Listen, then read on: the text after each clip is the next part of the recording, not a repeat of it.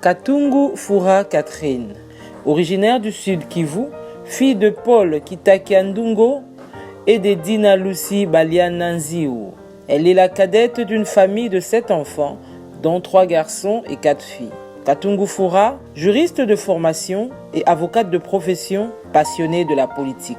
Elle est aussi mariée au docteur John Kanyamanda, mère d'une famille de 4 enfants, dont 2 garçons et 2 filles, ainsi qu'un petit garçon dont elle est grand-mère. Aujourd'hui, Katungu Fura, patronne de la culture, art et patrimoine de la République démocratique du Congo. C'est avec elle que nous réalisons le grand zoom.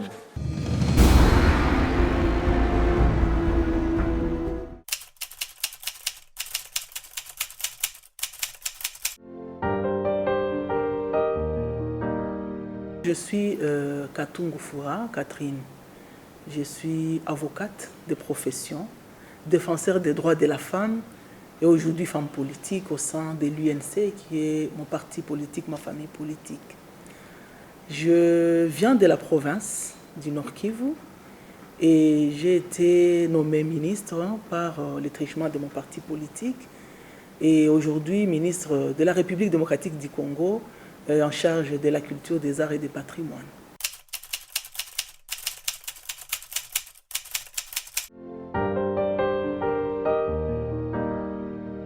Alors aujourd'hui, depuis que je suis arrivée dans le secteur de la culture, ça va faire pratiquement une année parce que nous avons été nommés, c'était le 22 mars de l'année 2021 et le 12 avril, nous avons été investis. C'est-à-dire, c'est à partir de cette date-là que nous avons pratiquement pris nos fonctions. Et depuis que je suis là, j'ai trouvé un contexte. J'ai trouvé une situation et la situation n'a pas été vraiment rose. D'abord, du point de vue général, il y a la situation du cadre légal qui n'existe pas pratiquement. Il y en a des éléments, des commencements. J'ai trouvé quand même des bribes d'informations parce que je suis dans le travail de l'État et où il y a la continuité. Je n'ai pas trouvé zéro, mais quand même, j'ai trouvé que ce n'était pas suffisant. Et je me suis dit que je devais m'atteler à cela. Parce que lorsqu'on veut parler d'une question, lorsqu'on veut parler d'une situation, il faut avoir une base légale. Une base légale sur laquelle on doit partir pour l'encadrement et on doit partir pour tracer pratiquement le programme et de stratégie afin de rendre des choses effectives. Alors, ayant trouvé la situation telle qu'elle était, je me suis mis à la disposition d'abord du programme du gouvernement parce que nous devons rester dans le programme du gouvernement et j'ai trouvé que le gouvernement a beaucoup réfléchi. Le Premier ministre, dans son programme du gouvernement, a réfléchi sur tous les aspects et pour ce qui nous concerne, nous, au niveau du ministère de la Culture, nous sommes au niveau du 15e pilier dans le programme du gouvernement et avec des axes qui focalise beaucoup plus sur la promotion de la culture, surtout la question de la culture industrielle, la création et les questions du business au sein de la culture. Alors je me suis dit comment je vais partir lorsqu'il n'y a pas de cadre légal. Je devais m'appuyer sur ce qui existait et ce qui existe, ce sont des services qui existent, des services, les experts, des documents, les opérateurs culturels qui sont vraiment épris du relèvement de la situation du ministère. Et je me suis appuyée à cela parce que d'abord, ayant toute la matière et étant très avancée dans cette question et dans ces domaines, moi étant une nouvelle venue dans les secteurs. Alors, nous avons essayé de contacter aussi, nous, c'est-à-dire moi, le ministère, avec tous mes collaborateurs, nous avons essayé de contacter des partenaires et le partenaire privilégié pour ces ministères, c'est l'UNESCO, l'Organisation internationale de la francophonie, mais les autres ministères aussi. Parce que d'abord, la question de la culture, c'est une question transversale. Donc ça touche pratiquement tous les secteurs de la vie, tous les domaines de la vie. Et donc je ne pouvais pas rester m'isoler. Je devais aller vers les autres pour essayer de voir comment, dans la collaboration, parce que les collaborations sont définies déjà dans nos attributions, et dans le programme lui-même, dans cette collaboration, comment je peux profiter de la position, peut-être des autres ministères, mais aussi comment profiter des opportunités de partenariat qui existent et comment m'ouvrir au monde pour créer d'autres partenariats. Parce que mon secteur, c'est un secteur libéral qui a besoin vraiment d'entrer en contact avec les gens qui, seulement dans le cadre légal, doivent voir comment encadrer cela.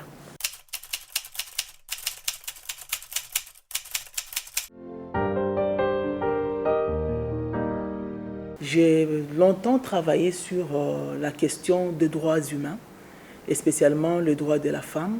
La femme, c'est la source pratiquement de la vie. Et quand on parle de droits humains, on met l'être humain au centre de tout ce qu'on est en train de faire, parce que l'être humain est sacré, et l'être humain a besoin d'être protégé, d'être respecté et d'être promu dans tout ce qu'il est en train de faire. Et moi, j'avais choisi de travailler pour la femme parce qu'elle a été une catégorie, une personne longtemps écrasée, longtemps oubliée et discriminée. Et moi, en tant qu'avocate, je me suis engagée à travailler pour faire connaître ses droits, lui faire accéder à la justice. Et c'est ce que j'ai fait durant longtemps.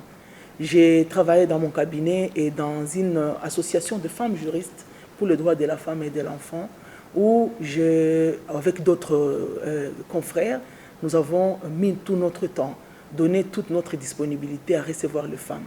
Elles sont en majorité laissées pour compte. Et je me suis rendu compte que ce n'est pas la situation des femmes de la province seulement d'où je viens.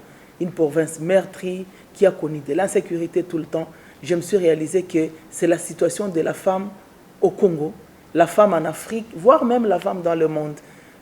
L'histoire de la femme, la situation de la femme, les contextes dans lesquels la femme évolue dans notre pays, en Afrique, comme en dehors de notre pays, comme en dehors de l'Afrique, elle est identique. C'est la situation vraiment de cette personne qui a subi beaucoup de violences et qui a besoin d'être reconnue aujourd'hui comme un être humain digne au même titre que ses homologues hommes. Alors tout le temps, je n'ai fait que cela. J'ai participé à beaucoup de plaidoyers. J'ai participé à beaucoup de rencontres et de colloques. Je suis allé parler, brandir haut la question que la femme a besoin d'être protégée. La femme a besoin de participer aux instances de prise de décision. Et je le disais sans avoir vraiment le pouvoir, sans savoir participer et donner mon point de vue lorsque les gens sont autour d'une table de discussion et là où les gens peuvent prendre des décisions. Et donc aujourd'hui, je suis une femme politique. Je suis au sein du gouvernement aujourd'hui, donc je participe quand même à l'instance de prise de décision et j'ai cette occasion de donner mon point de vue, mais aussi d'exiger que la question de la femme puisse prendre place et que la femme puisse être protégée au même titre que son homologue homme.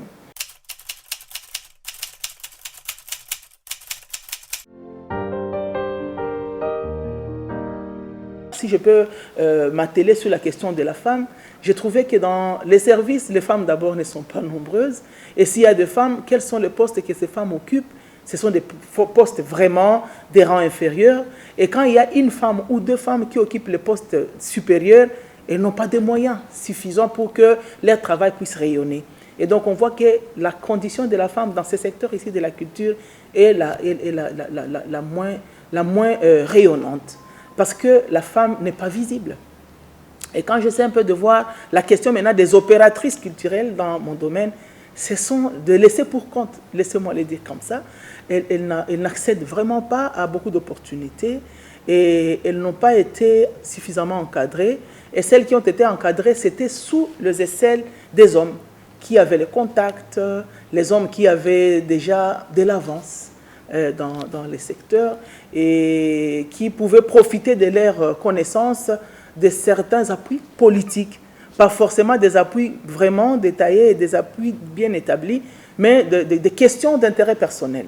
Et donc, j'ai trouvé que la question de la promotion culturelle, des femmes culturelles, reste encore un gap au niveau de mon secteur.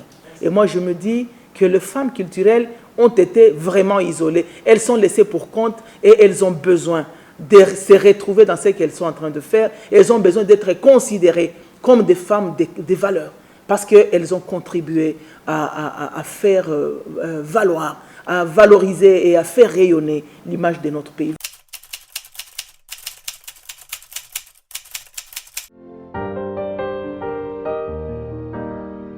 Il y a aussi la nécessité de travailler beaucoup sur la question des statuts de l'artiste, ce qui doit nous amener effectivement à la question vraiment cruciale, celle de droits d'auteur et droits voisins. Les femmes ont travaillé longtemps comme participants aux activités des grands auteurs. Il y en a aussi des femmes qui sont auteurs de textes, bien évidemment, des femmes qui sont aujourd'hui productrices, mais est-ce que cette question est définie? Ce n'est pas très défini. En fait, ce n'est même pas défini.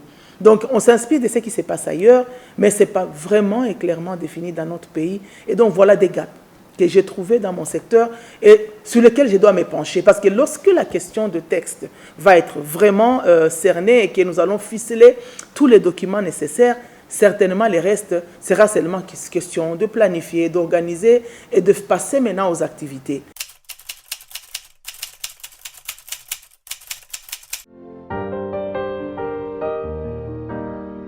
Pendant cette période de mois de mars, ça va être le moment certainement de faire beaucoup de réflexions, de voir est-ce que ces femmes culturelles, ici vraiment je me limite dans mon secteur culturel, est-ce que les femmes culturelles accèdent à toutes les opportunités au même titre que les autres femmes, parce que moi je vois un peu l'aspect de femmes, au même titre que les autres femmes dans différents domaines, et si la situation est identique partout, est-ce qu'elles accèdent aux opportunités au même titre que son homologue homme?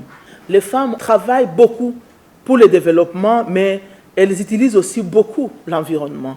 Dans la question de l'énergie, dans la question de l'alimentation, dans la question de l'habillement et du reste.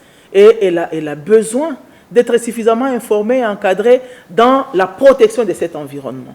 Et tout ça, moi je me dis que la femme culturelle a un rôle important. De véhiculer les messages, mais aussi de pratiquer. Parce que nous devons faire des modèles. Cette femme-là qui fait l'écriture, elle écrit sur quoi? Est-ce qu'elle véhicule seulement les messages sur la discrimination parce qu'elle est femme, elle a été longtemps oubliée? Est-ce qu'elle est en train de mobiliser, de sensibiliser les autres sur la protection de l'environnement? Voilà un peu comment je suis en train de me dire que ce thème pour le mois de la femme arrive à point nommé. C'est une interpellation pour le monde entier et beaucoup particulièrement pour la femme parce qu'elle constitue déjà les grands nombres au niveau des habitants du monde. Et elle travaille beaucoup sur la question de progrès, sur la question sociale, sur la question économique et sur la question de l'environnement finalement. Mais on se réalise que cette femme n'est pas suffisamment formée. Et on a besoin que cette femme, qu'elle soit culturelle comme dans mon secteur, que ce soit des femmes dans d'autres domaines, ont besoin d'être formées, d'être informées.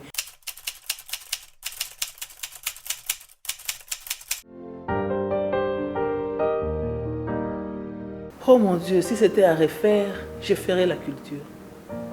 J'ai trouvé que la culture, c'est pratiquement l'aubaine. C'est là où il y a tout. Il y a tout dedans.